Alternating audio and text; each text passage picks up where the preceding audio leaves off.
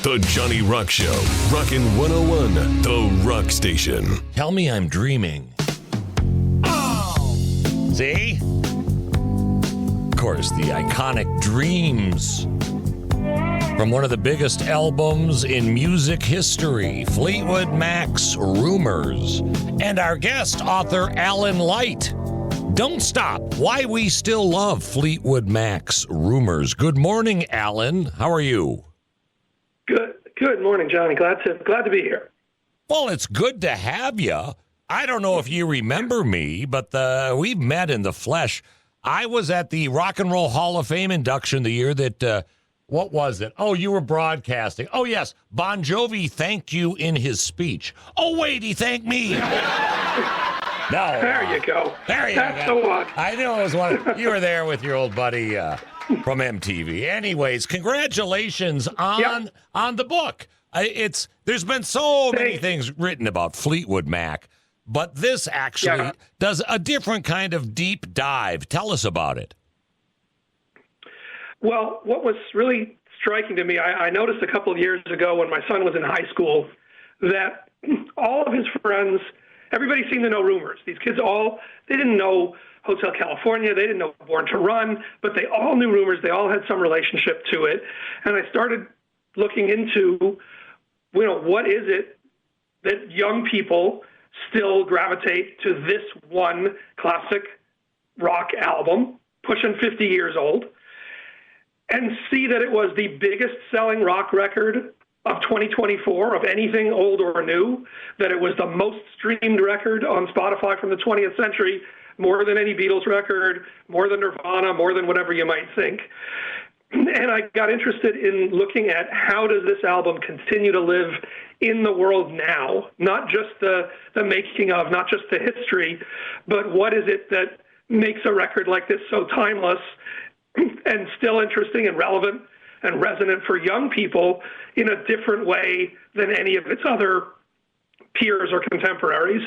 So that's what I really wanted to look at, is what is the legacy of this record? What is the reason for this continued popularity that is, towers above all the other things that you would think about next to this album from the 70s. So it tells the story of the making of the record, and you need the context and all that. But it's really looking at Rumors today and what does it mean now for listeners, right now. Our guest, Alan Light, Don't Stop, Why We Still Love Fleetwood Mac's Rumors. Now, I know about that TikTok phenomenon, the guy on the skateboard playing Dreams. That couldn't have hurt, but why else do we still love it?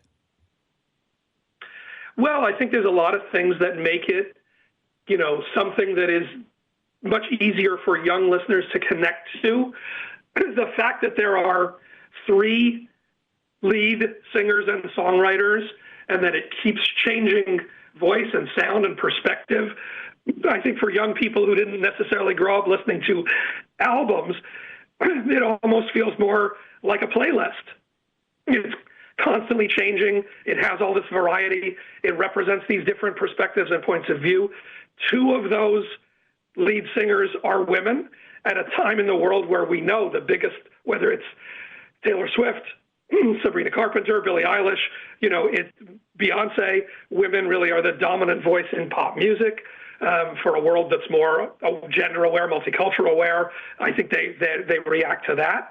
And these themes of, the beginning, middle, and especially end of relationship, for kids who are going through that for the first time, feeling those things for the first time, there's a lot for them to take away from, the experiences, the feeling, and the emotions that are being expressed on this record. Not just the breakup part, the beginning part in a song like You Make Lovin' Fun, the after effects in a song like The Chain. For an adolescent, there's a lot for them to hang on to on a record with songs that are as amazing and that sound as amazing and that are performed as well as the songs on Rumors are. Our guest, Alan Light, Don't Stop, Why We Still Love Fleetwood Mac's Rumors. Enough about you, back to me. I actually, I had to be like 13, maybe. I saw the Rumors tour at the St. Paul Civic Center. Oh, yeah. I still have the program. Oh my! Oh, I was so in love with Stevie Nicks. How about you? There's actually there's a story. You maybe noticed there's a story about that exact show in the book, because as it happens, Prince was at that show.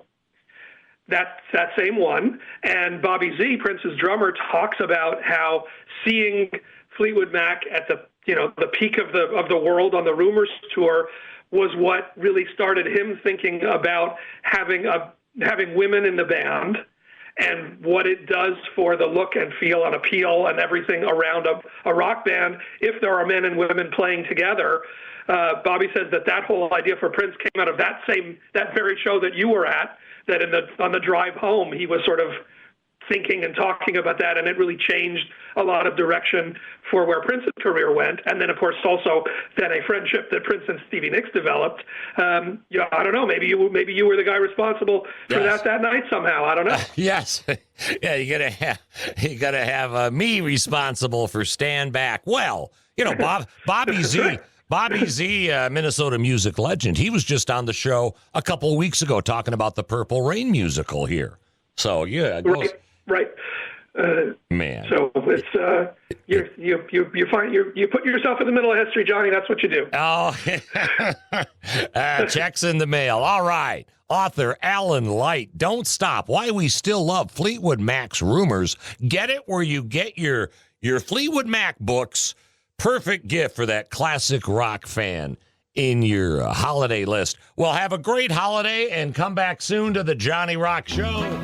Oh, here we go. Love it.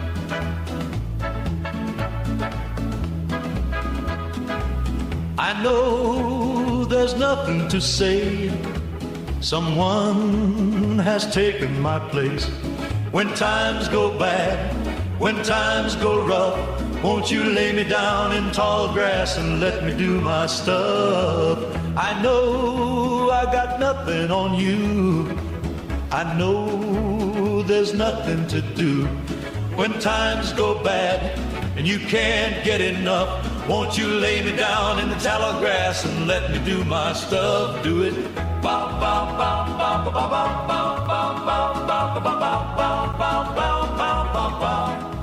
The Johnny Rock Show, Rockin' 101, The Rock Station.